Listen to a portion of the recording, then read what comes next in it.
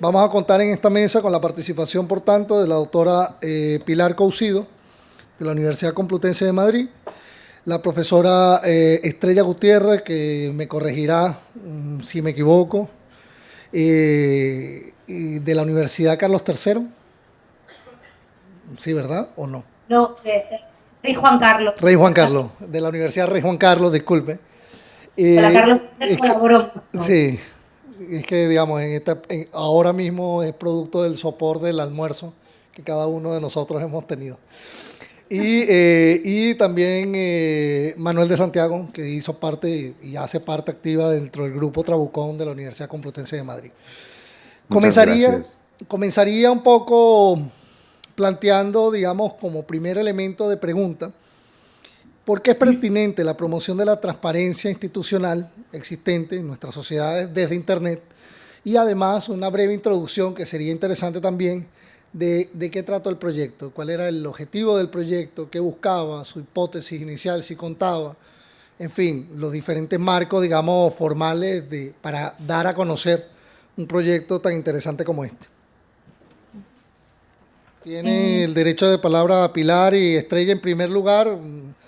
Yo no sé si Manuel tiene hijos, yo sé que es el Día de los Padres, pero bueno, siempre por delante de las mujeres. Entonces, en ese aspecto, Pilar y Estrella. Vale, muy bien. Bueno, pues desde Winchester, desde la Universidad de Winchester, en Inglaterra, un saludo muy cariñoso a todos los que están en la organización y están asistiendo a este evento tan interesante que está organizando precisamente Uninorte, ¿no? Entiendo. Bueno, yo iba a explicar, en primer lugar, razones que desde un punto de vista personal me parece que justifican nuestro interés y el interés de todos por instituciones transparentes. Pero hace 2 semanas cayó en mis manos un informe sobre las razones por las cuales en Inglaterra se han embarcado en un proyecto de transparencia electrónica a nivel gubernamental de una trascendencia enorme, ¿no?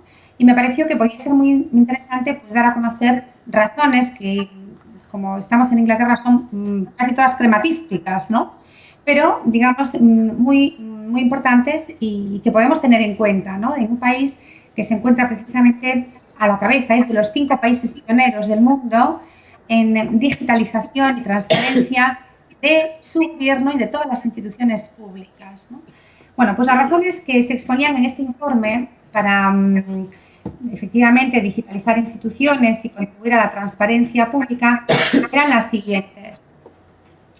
Primero, porque las instituciones que son transparentes permiten ahorrar dinero público. Y la cantidad estimada de dinero público que un proceso de digitalización hacia lo transparente está produciendo en este país es de 4,4 mil millones de libras. O sea, el montante estimado de ahorro en las economías públicas de Inglaterra alcanza la cifra de 4,4 mil millones de libras, que es una cifra elevadísima. Y esa es una razón para optar precisamente por la transparencia institucional, ¿no? Claro que ese dinero es un dinero que se destina o que se puede destinar a usos más eficientes. ¿Cuáles serían usos más eficientes? Serían, por ejemplo, una sanidad universal, sería, por ejemplo, una educación universal, una justicia universal. Es decir, que si las instituciones adoptan o se meten en la senda de la transparencia, todo ese dinero que se ahorra, que es una barbaridad de dinero, es un dinero que se puede dedicar a otras cuestiones también de carácter público, pero muchísimo más interesantes que la pura burocracia, ¿no? Por otro lado, también encontré que hay ya una estimación de en qué medida aumenta la productividad del funcionariado cuando se opta por la vía de la transparencia en un país. Y una de las estimaciones más útiles me pareció que era la que dice que algunos funcionarios, algunos puestos funcionariales llegan a reducir su jornada de trabajo semanal en 2 horas y media, cuando se opta precisamente por la transparencia, ¿no? O sea, es tiempo que se destinaba habitualmente a elaborar expedientes, a intercambiar información, etc.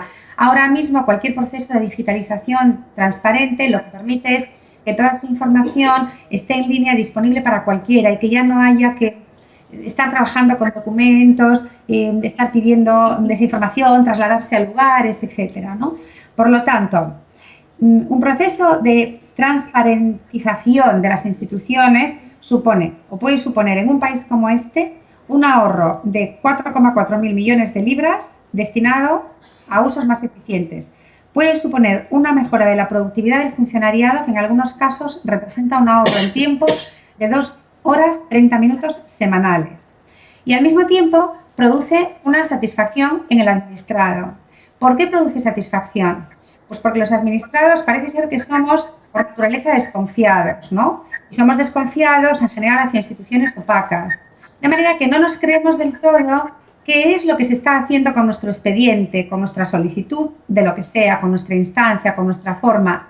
Y a través de un procedimiento transparente, lo que el administrado puede hacer es, en todo momento, seguir el proceso vital de su expediente, de manera que sepa qué funcionarios intervienen, cuánto tiempo su expediente está en cada despacho.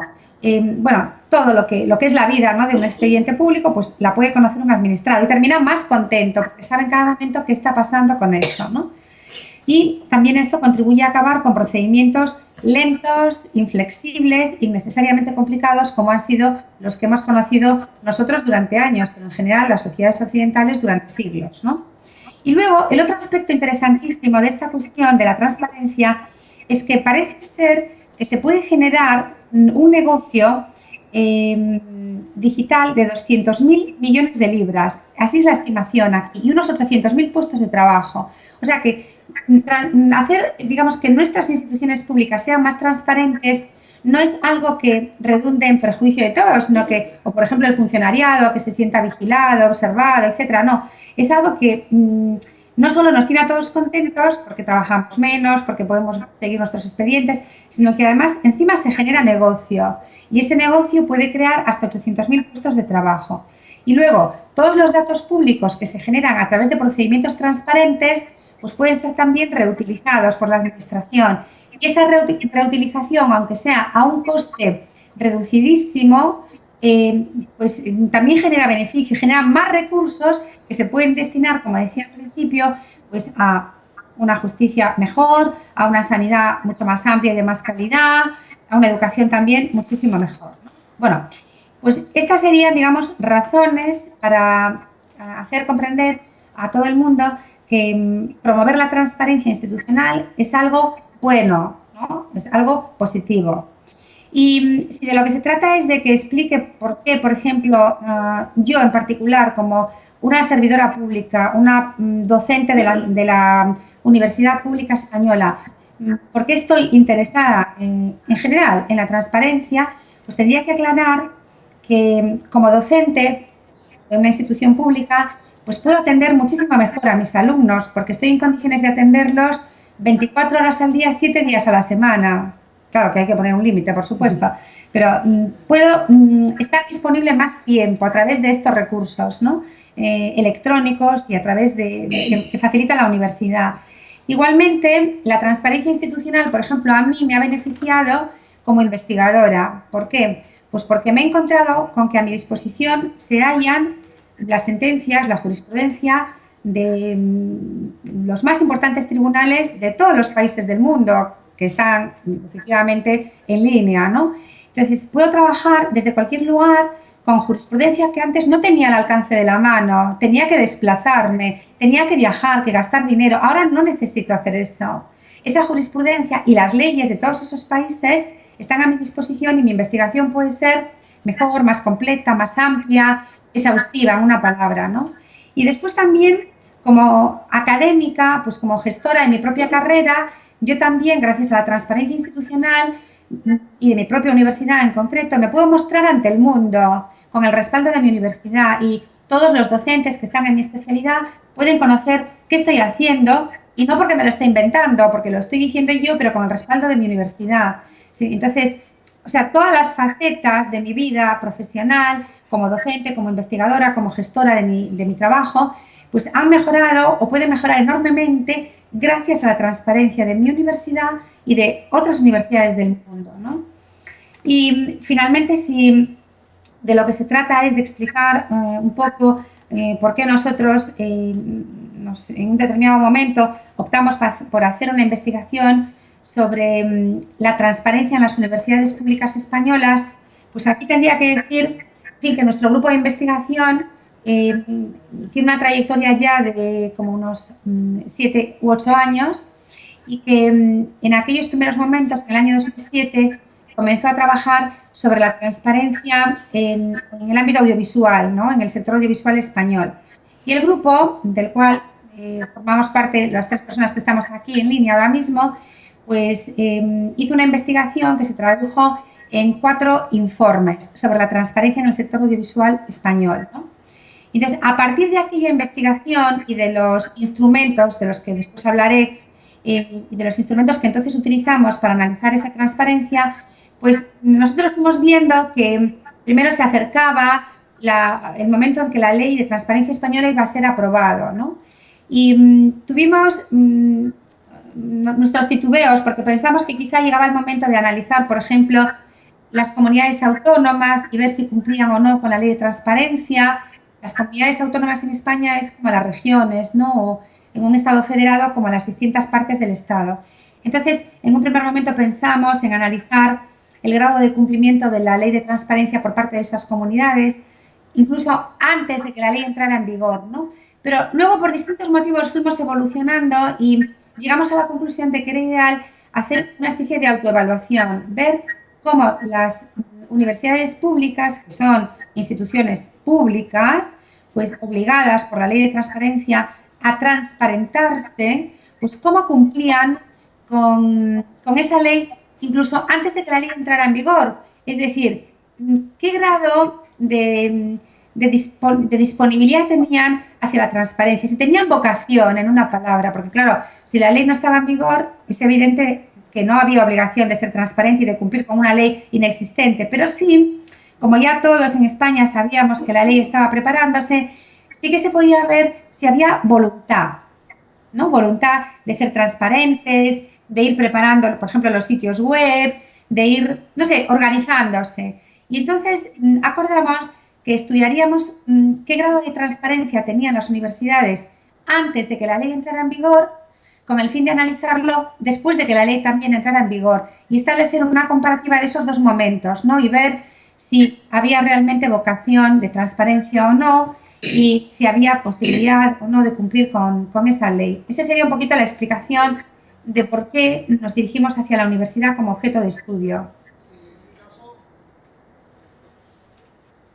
En el caso de Estrella, no sé si quiere compartir también, comentar de manera más sucinta el tema de la promoción, o sea, ¿por qué es pertinente una transparencia?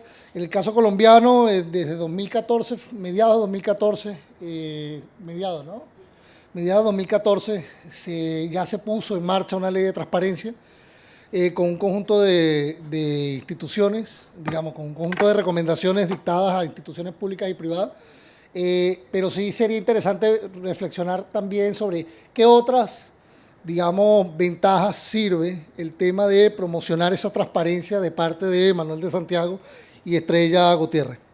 Estrella. Buenas tardes, Elías. Bueno, buenas tardes desde aquí, desde Winchester, y gracias a ti y a todo el comité organizador por invitarnos a esta sesión y a compartir con vosotros algunas reflexiones. Bueno, básicamente yo estructuraré mi intervención en 2 partes. Por un lado, porque es importante la transparencia en general en las instituciones públicas y porque es importante en las universidades también, pero sobre todo desde una aproximación casuística. Es decir, aquí, por ejemplo, nos encontramos en España con una ley que, bueno, pues que lleva un año de andadura, se le dio una vacatio legis también de un año para la efectiva entrada en vigor a nivel estatal, 2 años a nivel autonómico, a nivel de las comunidades autónomas, y bueno, pues esto nos plantea una serie de reflexiones, ¿no? Sobre todo partiendo de la experiencia comparada que tienen los países pioneros en aplicar este tipo de normativa. La profesora Pilar Cousido ha mencionado, por ejemplo, el caso de la normativa inglesa, la Freedom Information Act, Y me parece que es un buen ejemplo de, a la hora de extraer la casuística que nos puede dar las líneas principales, las líneas maestras de por qué la transparencia es relevante. También, por supuesto, sin olvidar toda la jurisprudencia europea, que ya es muy abundante desde hace tiempo, desde la entrada en vigor del reglamento en materia de acceso a información en poder del Parlamento Europeo, de la Comisión y del Consejo Europeo. Bien, en el caso, por ejemplo, de la jurisprudencia europea, hay un caso muy relevante que, por cierto, tiene que ver con investigadores de universidades, que es el caso, y es un clásico, es el caso Aldo Cugier, del año 2003. En este caso, los antecedentes de hecho, en este caso, tratan de un investigador de una universidad que, bueno, que está desarrollando su investigación sobre los procedimientos de asilo, en materia de asilo, que se llevan a cabo, que se estaban llevando a cabo en la Unión Europea, en los distintos países de la Unión Europea. Con tal propósito, solicita una investigación sobre estadística, fundamentalmente, también de carácter cualitativo, al Consejo de la Unión Europea, sobre estos procedimientos de asilo. Se encuentra con una denegación por parte de la institución europea y el investigador recurre al Tribunal de Justicia de la Unión Europea, esta decisión denegatoria. Pues bien, aquí lo que interesa resaltar es la conclusión a la que llega el tribunal y fundamentalmente dice que la transparencia a través de su manifestación objetiva, que es el derecho de acceso a la información pública, lo que permite garantizar es la responsabilidad de las instituciones públicas en la gestión de las funciones que tienen encomendadas. No solamente la responsabilidad, sino la rendición de cuentas, que va un poquito más allá de la responsabilidad. También, por ejemplo, el tribunal subraya la importancia que tiene la transparencia a la hora de que los ciudadanos puedan valorar todos los procesos de decisiones que toman, en los que se ven involucrados las instituciones públicas y, sobre todo, poder valorar las decisiones políticas y todo el desarrollo de las políticas públicas que realizan estas instituciones. Y asimismo añade esta sentencia que la transparencia contribuye al desarrollo y a la protección de los derechos humanos y de la democracia. No en balde, cuando uno analiza la jurisprudencia comparada en materia de derecho de acceso, por ejemplo, el caso Claudio Reyes allí en Iberoamérica, ¿no? de la comisión, ¿cómo era el nombre? Del tribunal de... ¿Cómo es? De la Organización Iberoamericana, ¿no? Sí, el Estados Americanos. Sí, efectivamente. Bueno, pues allí precisamente, por ejemplo, relacionada a la protección medioambiental, sí que se ha puesto, sí que se ha hecho bastante hincapié en la importancia que tiene el derecho de acceso a la información pública. Bien, pero yendo más a asuntos o a casuística que tiene que ver con instituciones dedicadas a la enseñanza universitaria, sí que hay una casuística muy abundante en el Reino Unido y en particular a través de su órgano administrativo, que es el Information Commissioner, que es el que, bueno, resuelve todas las denegaciones o las posibles impugnaciones en materia de solicitudes de acceso a información pública. Vale. Bueno, hay distintos casos, ¿no? Pero por señalaros algunos así relevantes, por ejemplo, se ha analizado la pertinencia de que una persona individual puede acceder a las actas de la Junta de Gobierno de una universidad, tomando una determinada resolución. Y en este sentido, por ejemplo, en un caso reciente de 2014, con relación a una solicitud de acceso que hace un particular al governing body de la Universidad Metropolitana de Londres, precisamente le reconoce el acceso a esas actas, entendiendo que existe un interés público en que este particular, y no solamente el particular, sino en general, toda la sociedad pueda acceder a esa información. También, por ejemplo, hay otro caso relacionado con la Universidad de Brunel, también en Londres, del año 2014, en el que también un particular solicita, bueno, en concreto este fue un estudiante, solicita el acceso al borrador y a la versión final de una memoria de calidad que tienen que entregar todos los departamentos de cada universidad inglesa en el Reino Unido, precisamente para justificar luego en la financiación pública que el Higher Education Funding Council de Inglaterra otorga a cada universidad en función de una serie de criterios. Bueno, pues precisamente aquí también, aunque se trata de un borrador y de un documento preparatorio, el Information Commissioner otorga el acceso a esta información. Es decir, que aquí lo que se pone de relieve es que aquellas actividades de control que la propia institución pública tiene que llevar a cabo, como puede ser una memoria de calidad para rendir cuentas ante un organismo supervisor que esté por encima, también puede ser objeto de solicitudes de acceso y, por tanto, materia de transparencia.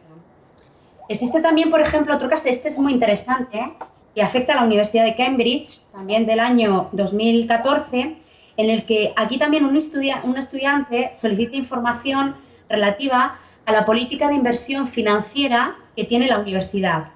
En particular, bueno, pues qué acciones y qué diversos productos financieros, como pueden ser swaps, opciones de futuros, entraban en el esquema de inversión colectiva que gestionaba la universidad a través de una institución fideicomisaria, un trust, lo que llaman aquí ellos trust, que a su vez era gestionado por una sociedad privada filial de la universidad pública.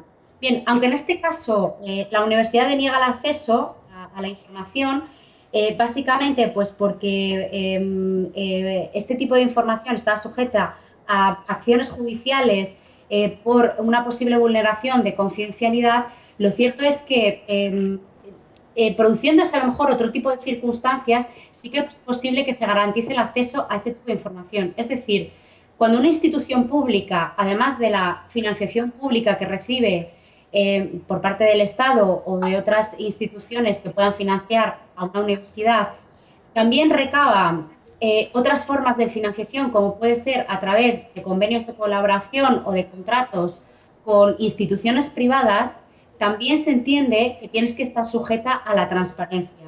Es decir, esas relaciones que las instituciones públicas mantienen con el sector privado deben ser objeto, o hay un interés público en acceder a esa información y que esas relaciones sean también transparentes. Disculpa, Estrella. Digamos, para abrir un poco más la participación, recuerdo un poco el procedimiento con el pechacucha, en la metodología esta, que suena gracioso, pero lo que Sí. busca es un poco el diálogo. La idea, tratemos de ser un poco más sintéticos a la hora de la intervención, de manera tal de abrir también el debate a las personas que aquí están asistiendo y que pueden seguir ustedes a través de la URL. A mí me surge, yo no sé si algún miembro asistente de la sala tiene alguna pregunta, pero a mí me surge, digamos, una interrogante que no estaba incluida dentro de las preguntas que inicialmente se propusieron y que sí se la lanzaría a Manuel, quien está ahorita en pantalla, teniendo en cuenta, digamos, para darle también un poco más de dinamismo. ¿Cómo ha sido el nivel de receptividad o cómo se presupondría la recepción de una investigación orientada a la transparencia de las instituciones? Entendiendo de que al final todas las instituciones, públicas o privadas, sin importar el carácter académico o no, pueden haber obviamente distintas visiones en torno a qué es transparente y qué no. Y con base a la experiencia de la dinámica de trabajo, ¿cómo ha sido esa experiencia? Y le daría la palabra a Manuel de Santiago para luego obviamente volver a Pilar y a Estrella para que intervengan en eso. Nos queda media hora de intervención. La idea es eso, cortito, digamos, el balón bien pegadito al pie y de manera muy precisa. Que además este fin de semana es el clásico y seguramente ganará el Madrid, pero bueno. Manuel.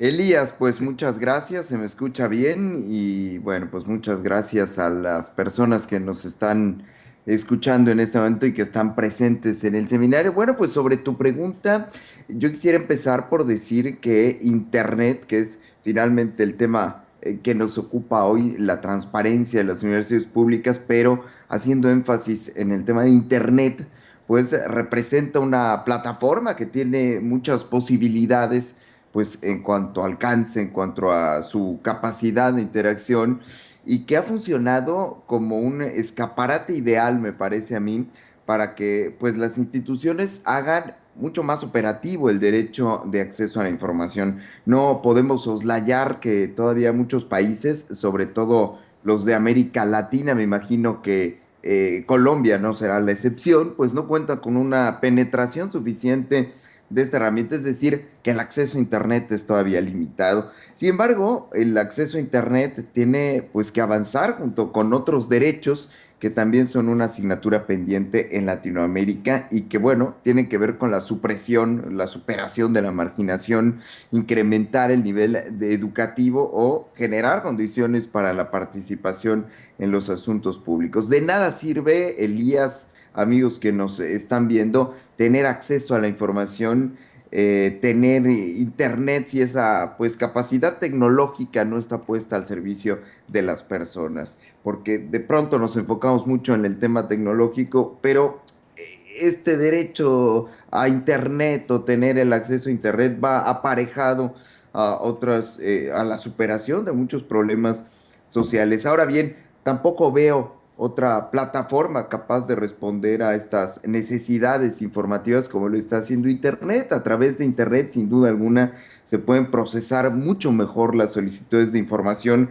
agilizar las respuestas, generar información estadística en la materia, en fin, una serie de ventajas. Para no extenderme demasiado, como dices tú, el balón pegado al pie, pues te digo que al acometer el estudio de los portales de la transparencia nos hemos fijado pautas internacionales en la materia, en el entendido pues de que la legislación española pues es limitada, que tiene plazos escalonados para el cumplimiento por parte de todos los sujetos obligados. Algunas universidades empezaron a ser sujetos obligados en diciembre del año pasado, otras lo van a hacer en diciembre de este año y en ese sentido la reglamentación de la transparencia para nuestro estudio ha sido importante, pero no lo ha sido todo. La transparencia demanda una actitud proactiva por parte de las instituciones. Creo que si la legislación es limitada, pues de nada sirve que se le dé el nombre de transparencia. En ese sentido, nuestro análisis ha abarcado distintos tipos de aspectos formales y sustantivos. Vamos a explicar brevemente cuáles son los formales, cuáles son los sustantivos, es decir, consideramos una serie de elementos que facilitan el acceso documental y la realización de las peticiones informativas. Por ejemplo, que el diseño de una página cumpla una serie de características que agilicen la experiencia del usuario. Esto en la parte formal. En la parte sustantiva, pues diríamos que cumpla, por ejemplo, con las obligaciones legales de puesta a disposición de la información. Hemos dado más valor al aspecto formal por una sencilla razón, que pesa más contar con una buena página de transparencia, aunque en términos informativos no sea tan exhaustiva como debería, a contar con una página con toda la cantidad de información posible, pero cuyo acceso sea virtualmente imposible en términos de diseño o bien de falta de organización de esta información. Para terminar, te digo que una de las lecciones que nos debería enseñar Internet es que la abundancia de materiales informativos no siempre redunda en una mayor apertura ni en un mayor conocimiento de la sociedad sobre los asuntos que le atañen. En ocasiones, el ruido que produce la cantidad de información de baja calidad en Internet es en perjuicio de la sociedad y por eso la cantidad de información debe sumarse a la calidad de la información y viceversa. Finalmente, el derecho de acceso a la información trata de dar a las personas los elementos de juicio suficientes pues, para tomar decisiones que contribuyan a mejorar su calidad de vida. Voy a dejarlo por aquí para Perfecto. que demos pie a otras intervenciones. Perfecto, perfecto. El balón bien pegadito, muy bien. Ahora, digamos, en este caso, vuelvo otra vez a Pilar y a Estrella, porque, digamos, me parece interesante lo que plantea Manuel como abreboca, porque ya las preguntas se me han un poco pisado dentro de este diálogo. Él habla de aptitud y él habla de portal de transparencia. ¿Con qué se come el portal de transparencia? Cuando hago esta pregunta es, cuando hablamos o pensamos, tal vez a mí me ocurre, yo no sé cuántos miembros de sala, de personas que nos están siguiendo por internet, piensan un portal de transparencia, pareciera como algo mucho más complejo al portal web de la institución. También señala Manuel el tema de el hecho de que le hayan dado mayor peso a la parte formal, también denota la preocupación que existe o que existía en el grupo liderado por Pilar y demás que están aquí, también bajo la coordinación de ella, el tema de el acceso a la información. Es decir, pongo un ejemplo no nacional, y como vosotros estáis en Reino Unido, que tiene una relación muy particular con Europa, las páginas de las convocatorias europeas, por ejemplo. O sea, ¿hasta qué punto páginas como, digamos, de Horizon 2020 o algunas convocatorias o de las mismas instituciones públicas terminan siendo transparentes por hacer un batiburrillo de información que no está bien, digamos, no es accesible, se termina siendo muy dificultoso? Además de aptitud, ¿qué se necesita para llegar a esa transparencia? ¿Qué es lo que se entiende por portal de transparencia? Y ahí le daría la palabra a Pilar. Espero que entienda más o menos los tiros por donde estoy planteando el diálogo ahora mismo.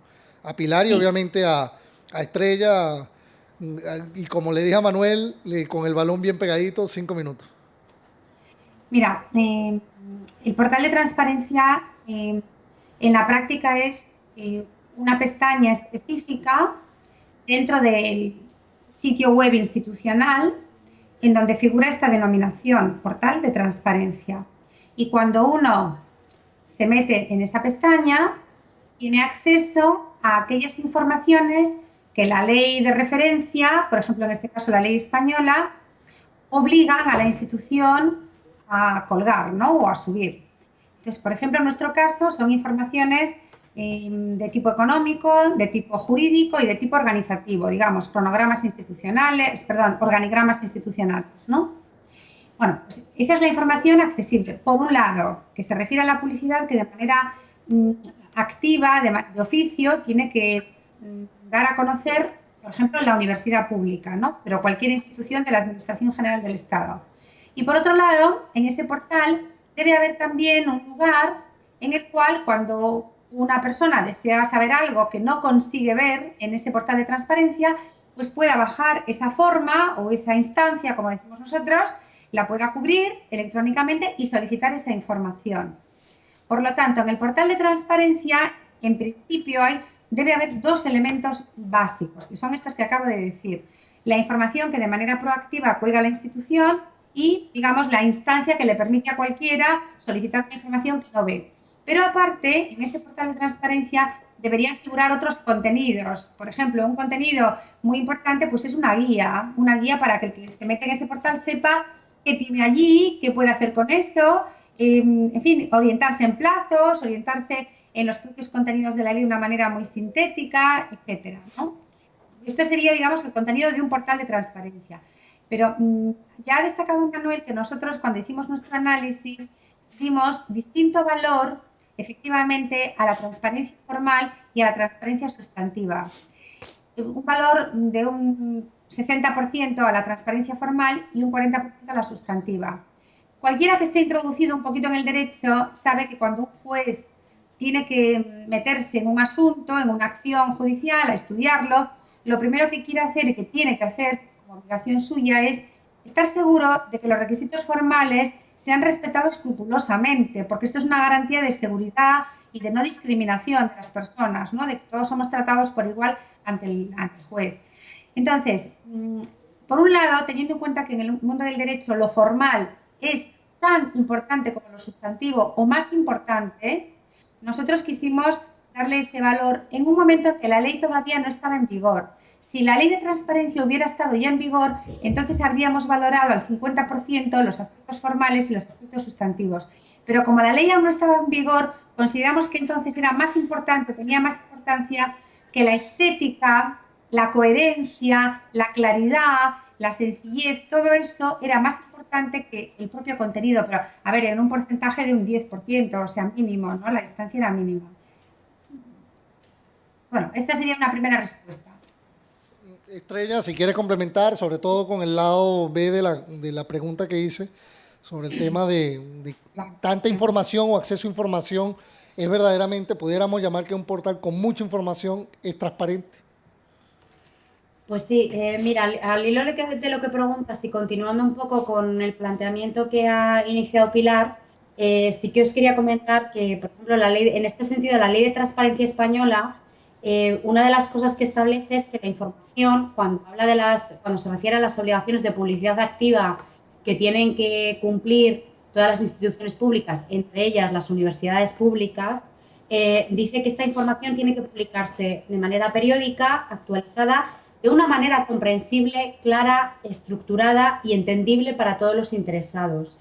Además, cumpliendo con principios de accesibilidad universal, es decir, teniendo en cuenta las discapacidades de las personas y, bueno, pues de qué manera esas personas discapacitadas pueden acceder a la información, teniendo en cuenta la interoperabilidad, es decir, la compatibilidad entre los distintos sistemas operativos, es decir, estamos en el ámbito de la sociedad de la información y la utilización de distintos software, distintos sistemas, etcétera, no debe impedir la comunicación o que esa información esté disponible. Y además también habilitando la reutilización de esa información, es decir, que sea posible el acceso a distinto tipo de formatos y que todos esos datos que se obtienen, el ciudadano los pueda reutilizar para generar negocio propio.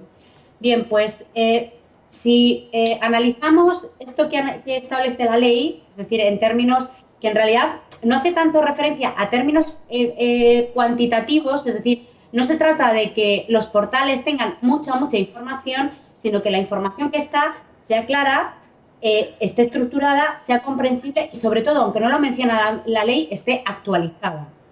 Bien, ¿por qué comento esto? Pues porque, bueno, la experiencia con la que nos hemos encontrado y que evidentemente va a ser el punto de referencia de todas las instituciones públicas y en particular de las universidades públicas, es el portal de transparencia que ha lanzado la presidencia del gobierno. Bien, en este sentido entendemos que de momento hay cierta provisionalidad, es decir, que esto se tiene que ir consolidando, pero sí que es cierto que estos aspectos que he estado mencionando pues en algunos casos no se observan. Es decir, por ejemplo, faltan criterios de búsqueda en el portal para poder ubicar bien la información. Como comentaba Pilar, no hay guías de acceso a la información. Por ejemplo, nos encontramos a veces con que intentamos acceder a una información y dentro de las obligaciones de publicidad activa y nos encontramos con enlaces ciegos. Y bueno, algo que, por ejemplo, sí que nos ha sorprendido es que si la ley de transparencia habla de que cada institución tiene que tener su portal ad hoc o que tiene que publicar su información relevante en su sede electrónica institucional, lo que nos hemos encontrado es que la mayoría de las instituciones públicas, y hay alguna universidad pública que también lo hace en este sentido, lo que hacen es, en lugar de generar su propio portal ad hoc, es remitir al portal del Ministerio de la Presidencia. Hombre, entendemos que esto no es lo que estaba pensando en este sentido la ley, ¿no?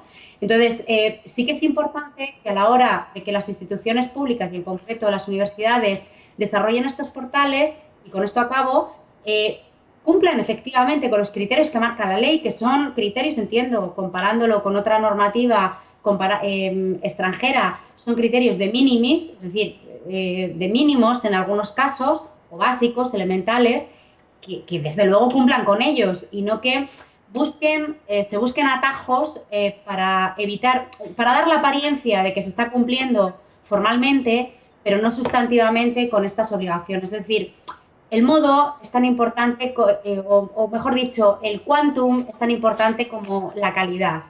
Y mucha información no quiere decir que la información en sí misma sea de calidad.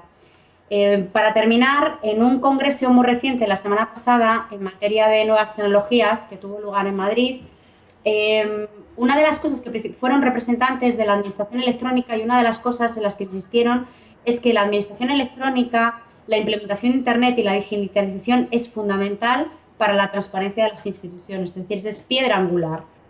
Y con esto, en principio, os cedo la palabra. No sé si hay, muchísimas gracias a los tres por ahora. No sé si hay alguna intervención. Los micrófonos. La señorita. El micrófono, por favor. Ese es el tema del reto digital, que a veces lo digital también arropa lo humano. En principio, digamos, antes de darle la palabra también aquí al asistente, dentro de la sala. Dame un momento.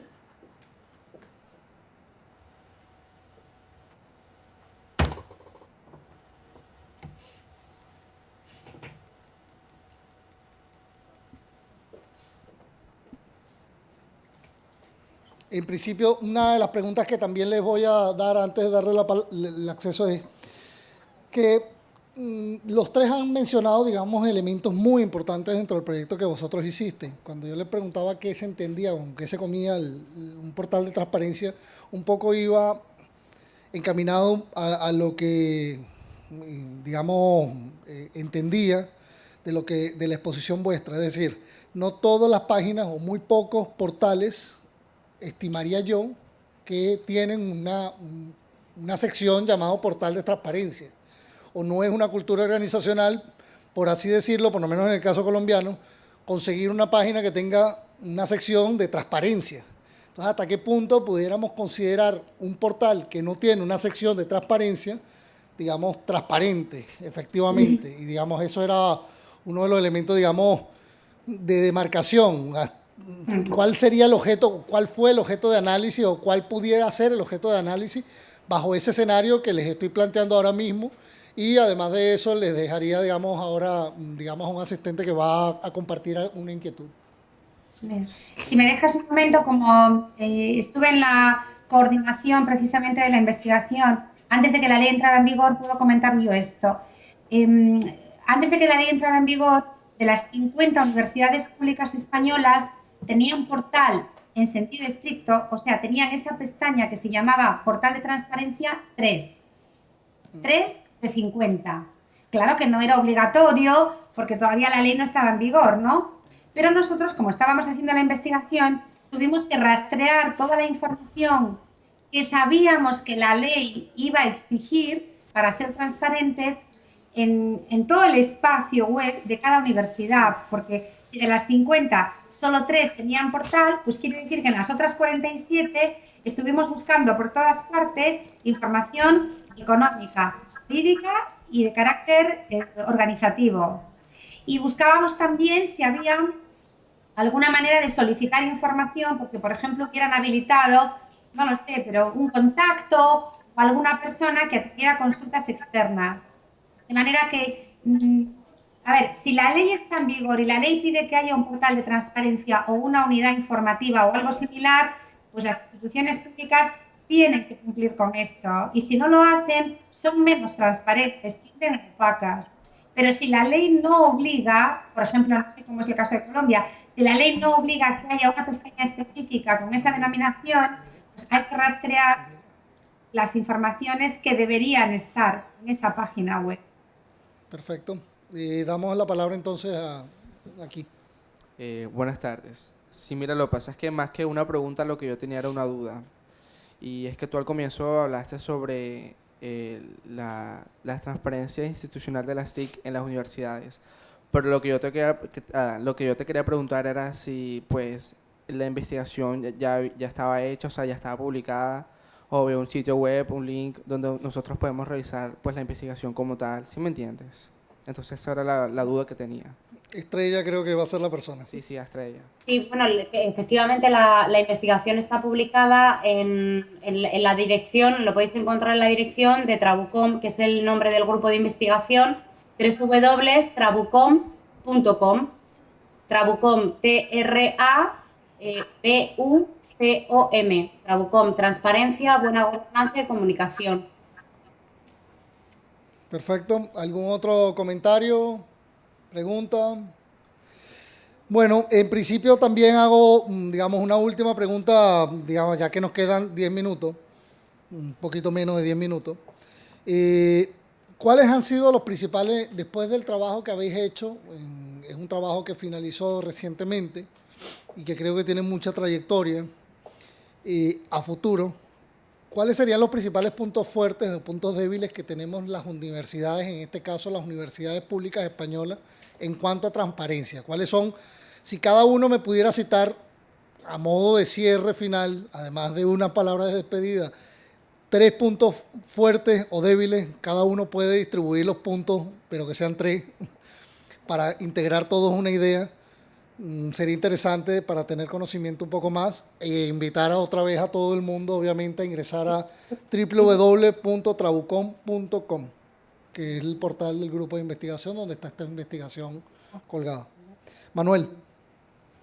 Bueno, muchas gracias, Elías. Bueno, yo creo que en el momento en que hicimos el estudio, pues el grado de cumplimiento tanto de los aspectos sustantivos no era muy significativo por lo que mencioné antes sobre la propia etapa de la evolución de la ley, aunque bueno, había una diferencia que encontramos que era superior a los 50 puntos porcentuales entre la mejor y la peor situada, esto en el tema de los aspectos sustantivos. Por el contrario, en el tema de los aspectos formales sí que había un mayor cumplimiento, aunque sí había notorias diferencias entre las universidades en este rubro. No me quiero extender en el tema de los resultados porque creo que Pilar y Estrella tienen una valoración mucho mejor que la mía sobre el asunto, pero sí, en atención a lo que me estás diciendo, eh, y sobre más o menos fortalezas y debilidades del tema del derecho de acceso a la información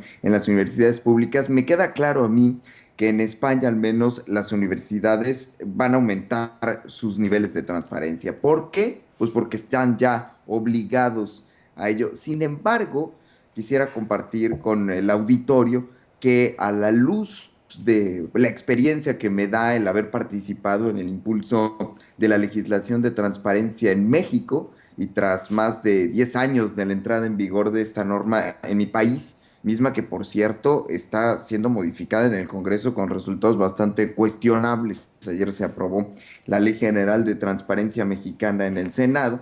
Pero bueno, quisiera decir a la luz de esto que el de la transparencia es un camino que es largo, que es sinuoso, que tiene evoluciones y que por lo visto ayer en mi país también tiene involuciones y que la utilidad, y me quisiera quedar con esto, de esta herramienta legal depende del uso que le den las personas, de la capacidad también de las distintas organizaciones sociales de articular movimientos permanentes en defensa de la transparencia. Y en el caso de las universidades, la tarea es todavía más obvia, es evidente y tiene que ver con la promoción de la apertura informativa en su comunidad y hacia el exterior como un reto fundamental. Nosotros en el estudio hemos emitido una serie de recomendaciones para que las universidades asuman el reto de hacer de la transparencia un hábito en todas y cada una de las dependencias. Para ello, pues se necesita que se ofrezca una formación adecuada al personal, una formación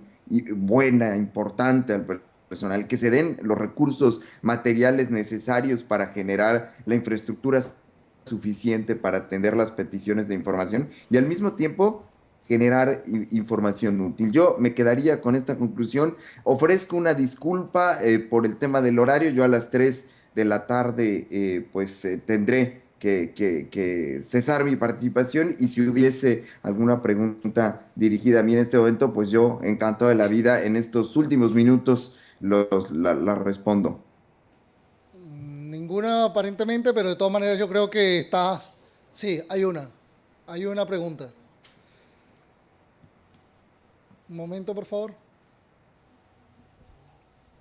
Buenas tardes. A mí me interesa preguntar un poco acerca de lo que usted estaba mencionando y es porque usted lo menciona un poco de parte de las instituciones, pero cómo se educa y se forma también a un público que no está de una u otra manera habituado a encontrarse con portales de transparencia, por así decirlo, con usuarios que tal vez no son tan críticos o que tal vez no están tan familiarizados con el tema de encontrar un portal de transparencia. ¿Cómo desde las instituciones se puede fortalecer eso? Yo le comparto brevemente mi experiencia en México. Lo que hicimos, yo encabezaba en aquel entonces una organización dedicada a la promoción del derecho de acceso a la información y precisamente las universidades para nosotros fueron un punto clave. ¿Y qué hice yo en concreto en mi ciudad, donde yo estaba destacado en esta organización, que era a nivel nacional? Pues me dediqué a ir a las universidades en un programa que le denominamos En el Aula, a dar charlas en materia de transparencia, pero no nada más eso, sino que además dar cursos, seminarios a periodistas, porque la tarea yo como periodista y además bueno, de participar en el Grupo Trabucom, ejerzo una labor cotidiana en el periodismo. Creo que es fundamental que esto se difunda en los medios de comunicación. La tarea de los periodistas es, vamos, me parece a mí que clave en este asunto, la tarea de las universidades, de los profesores, de los responsables, pero también quisiera decir que la sociedad tiene un reto frente a sí, que es el de aprender a utilizar este tipo de herramientas. Creo que hay organizaciones sociales, ONGs, que hacen una excelente labor de difusión, que preparan folletos, que preparan conferencias, vídeos, es decir, que están generando un material didáctico. Ahora, no hay mejor forma, respondiendo a su pregunta, a manera de conclusión, digámoslo así, de aprender el uso de esta legislación y conocerla que utilizándola. Esa es la invitación que yo les hago, que una vez pues se tengan esta clase de herramientas, pues se utilicen, porque esto es como los músculos, de no usarse, se atrofian. Y creo que eso ha pasado en el caso mexicano en materia de transparencia. Creo que la utilización al principio fue una moda, pero después ha ido bajando, bajando, bajando, y de pronto pareciera que estas leyes de transparencia son solo herramientas de los periodistas. Yo les agradezco muchísimo la invitación a esta actividad y espero contar o que cuente con nosotros y yo contar con ustedes en posteriores ocasiones. Muchas gracias, Elías. Muchísimas gracias. Le damos un fuerte aplauso y nos quedamos unos momentos, te dejamos ya en libertad ante el reto digital para que sigas el reto laboral. Muchas gracias. Y nosotros nos quedamos con dos excelsas representantes de este grupo de investigación. Obviamente, digamos, la líder del proceso del trabajo y obviamente el trabajo ejercido tan efectivamente por Estrella. A modo de cierre, digamos, unas últimas palabras en torno a lo antes planteado en el marco de esta mesa. Bien, muy brevemente, porque Pilar os lo va a contar mucho mejor, ya que ha sido la directora, a la hora de identificar los puntos fuertes o puntos débiles, yo señalaría como punto débil, creo que se ha sugerido y se ha mencionado, pero quiero dejarlo bien referido. Para mí uno de los puntos débiles en cuanto a la transparencia por parte de las instituciones públicas y en particular las universidades es precisamente una falta de cultura de transparencia. Es que venimos de una administración pública que, bueno, pues tradicionalmente ha sido muy opaca y ha sido opaca primero por una propia cultura, digamos, institucional, funcionarial, pero por otro lado porque es que la propia normativa jurídica así lo ha fomentado. Es decir, la normativa anterior a la ley de transparencia que teníamos en España era realmente era todo lo contrario al efectivo ejercicio del derecho de acceso a la información pública. Por tanto, digamos, una normativa que fomenta la opacidad, una cultura funcionarial y administrativa con tendencia a la opacidad y a no rendir cuentas, etcétera. Es decir, cambiar todas esas pautas de conducta y esa cultura, por decirlo de alguna forma, enquistada en las instituciones públicas requiere su tiempo, requiere pedagogía y requiere no solamente pedagogía frente a los posibles usuarios, es decir, a los ciudadanos, a los integrantes de las instituciones públicas y en particular de las instituciones educativas, profesorado, alumnado, la propia sociedad, las propias instituciones involucradas en la educación superior, sino también, es decir, la propia institución tiene que cambiar esas percepciones. De hecho, bueno, pues algunas de las carencias que se han ido mencionando aquí, yo creo que en realidad su trasfondo es esa falta de cultura, ¿no? Por otra parte, los puntos fuertes, es decir, la información ya está. Es decir, precisamente la integración en el espacio europeo superior, es decir, en el marco común europeo de instituciones educativas superiores, ha supuesto una abundante implementación de procesos de rendición de cuentas ante organismos de control. Las universidades públicas españolas tienen que hacerlo. Los profesores de las universidades públicas, ya seamos funcionarios o no, tenemos que hacerlo, tenemos que rendir cuentas de nuestra labor investigadora, docente, etcétera. Entonces, eso ya está. Lo único que hace falta es sistematizarlo, ordenarlo, darle forma y darle coherencia a todo eso, precisamente a través, a través de los portales y insisto, sedes de transparencia ad hoc, no remisión a otro portal, como se viene haciendo hasta ahora, o simplemente volver a reunir toda la información deslocalizada que tenemos en una pestaña que llamamos transparencia. No. O sea, vamos a cumplir con los criterios de minimis que establece la ley, al menos con eso, y vamos a desarrollar esa pedagogía que se necesita.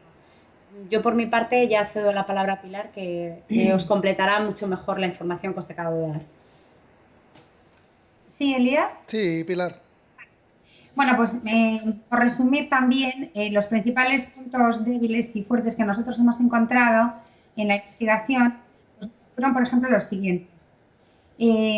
Puntos débiles que los portales de transparencia, entonces eran 3 de 50 universidades. Hoy son más, pero no son todos todavía, ¿no? Y la ley lleva en vigor mañana 100 días. Y todavía no están todas las universidades con sus portales. Segundo, no tienen formularios de acceso. Yo he trabajado este asunto la semana pasada aquí en Inglaterra porque estamos haciendo una especie de secuela, ¿no? Comparando 4 universidades, 2 españolas y 2 inglesas, y me encontré con que solo el 20% de las universidades españolas, 100 días después de que entrara en vigor la ley, tienen una instancia o forma que permita solicitar información, y eso lo pide la ley. Por ejemplo, documentos exigibles que deberían estar en línea, auditorías, contratos públicos, retribuciones de altos cargos, memorias económicas, presupuestos, pues siguen sin estar en línea o están en línea resúmenes tan sintéticos que no permiten llegar a la verdad. Por ejemplo, las auditorías. En vez de tener una auditoría completa colgada, tienen un resumen de un folio firmado por la multinacional que ha hecho la auditoría, pero una persona no puede hacerse una idea de cuál es el estado de la universidad leyendo un medio folio escrito y con la firma de, por no decir las grandes, pero de las grandes auditoras mundiales. Eso no es lo que pide la ley. Por ejemplo, nosotros necesitábamos aquí la semana pasada los presupuestos de las universidades públicas españolas del curso 13-14. Pues de las 50 solo encontramos este dato en 17. Y hace 100 días que entró en vigor la ley. O, por ejemplo, un dato tan sencillo como el número de estudiantes, ¿no? Porque queríamos calcular una ratio de, bueno, rentabilidad. Entonces, no había este dato. Es algo, ¿cuántos alumnos tenía cada universidad hace un año? Pues el dato no figuraba. Entonces, no se ofrecen los documentos exigibles. Y luego, hay un documento que es muy importante desde mi punto de vista y que debería figurar en línea en todas las universidades. Y es un pequeño resumen sobre las exigencias de la ley, porque uno no puede pensar que cualquiera que va a solicitar información se va a leer la ley de transparencia. Eso no lo hacen los administrados, no, ni la entienden ni tienen tiempo.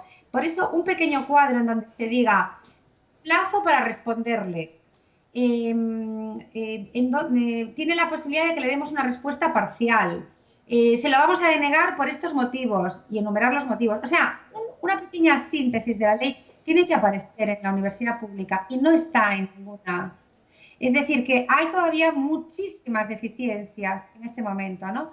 Los puntos fuertes siguen siendo las cuestiones de carácter formal, ¿sabes? La coherencia de los iconos, la estructuración, la codificación de los documentos, en fin, la pertinencia de la información. Sí, hay información que nos interesa, pero, ojo, no está toda la que pide la ley. Entonces, en lo formal es en donde están los puntos fuertes en el caso de las universidades públicas españolas. Y en cambio, en lo sustantivo, pues sigue habiendo muchísimas deficiencias a estas alturas. Bueno, pues muchísimas gracias también a Pilar y Estrella. Si es viable, darle un fuerte saludo y aplauso también a la participación de ellas. desde el Reino Unido, quienes están haciendo una estancia de investigación, al menos en el caso de Pilar. Y bueno, como ella ha dicho, ya ha avanzado en estudios comparativos con el Reino Unido. Nosotros esperamos también avanzar con estudios comparativos con el caso de Colombia, con que también hay un tema, digamos, de aplicación de esa ley de manera reciente.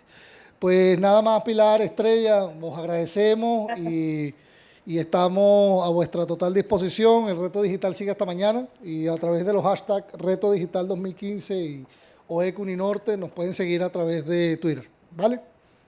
Estupendo, Muchas muchísimas gracias y mucha suerte. Hasta el final. Gracias, Hasta luego. igualmente. Suerte.